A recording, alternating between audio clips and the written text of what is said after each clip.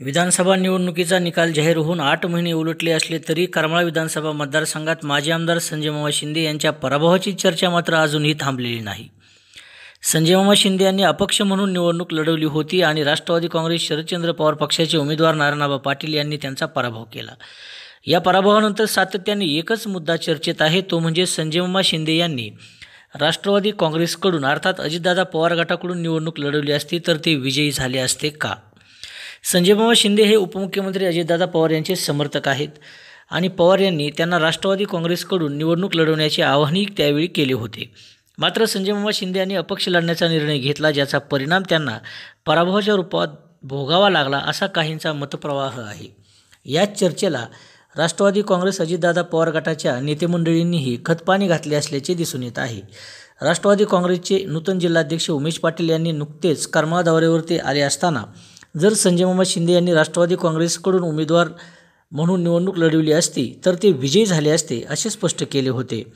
त्यांच्या पाठोपाठ राष्ट्रवादी काँग्रेसचे प्रदेशाध्यक्ष आणि मंत्री सुनील तटकरे यांनीही आम्ही संजय मामा यांना राष्ट्रवादी काँग्रेसकडून उमेदवार म्हणून उभे राहण्याविषयी विचारले होते, पण ते अपक्ष राहतो म्हणाले। राष्ट्रवादी काँग्रेसकडून उमेदवार असते तर ते विजयी झाले असते असे वक्तव्य केले आहे।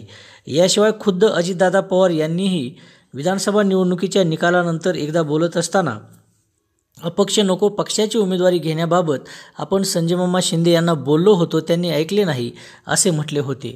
यामुळे संजय मामा शिंदे यांनी नाकारलेल्या राष्ट्रवादी काँग्रेसच्या उमेदवाराची आणि त्यांनी स्वीकारलेल्या अपक्ष उमेदवारीची तसेच त्यानंतर झालेल्या पराभवाची चर्चा अजूनही कायमच असल्याचे दिसून येत आहे। दरम्यान संजय मामा शिंदे यांना आता थेटपणे राष्ट्रवादी काँग्रेस अजितदादा पवार गटामध्ये घेण्याचे नियोजन सुरू आहे का, हा विषयही आता समोर आला आहे।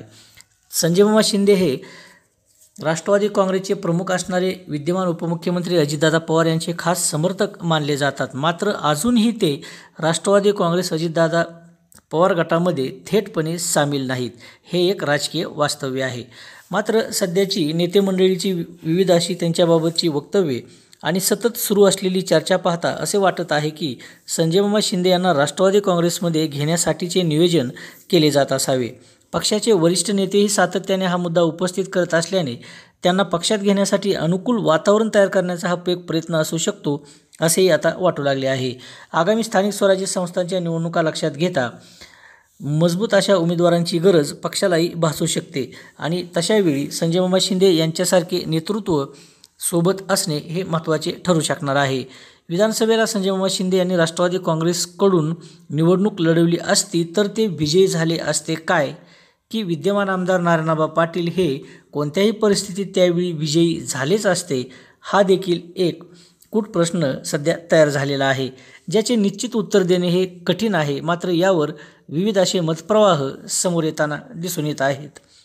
संजय मामा शिंदे हे विजयी झाले असते असे मानणारा जो मतप्रवाह आहे त्यांना असे वाटत आहे की जर संजय मामा शिंदे यांनी राष्ट्रवादी काँग्रेस अजितदादा पवार गटाकडून निवडणूक लढवली असती तर ते विजयी झाले असते, कारण त्यांच्यामध्ये पक्षाचे संघटनात्मक पाठबळ, पक्षाची अधिकृत उमेदवारी आणि अजितदादा पवार यांच्या समर्थकांचे मतदान त्यांना विजयासाठी पुरेसे ठरले असते। अपक्ष असल्याने त्यांना या गोष्टींचा फायदा झाला नाही, ज्यामुळे त्यांचा पराभव झाला। राष्ट्रवादी काँग्रेसचे उमेदवार म्हणून ते त्या निवडणुकीत समोर गेले असते तर पक्षाचे अधिकृत उमेदवार म्हणून त्यांना मतदारांचा एक वेगळा प्रतिसाद मिळाला असता, असेही काहींचे मत निर्माण झाले आहे।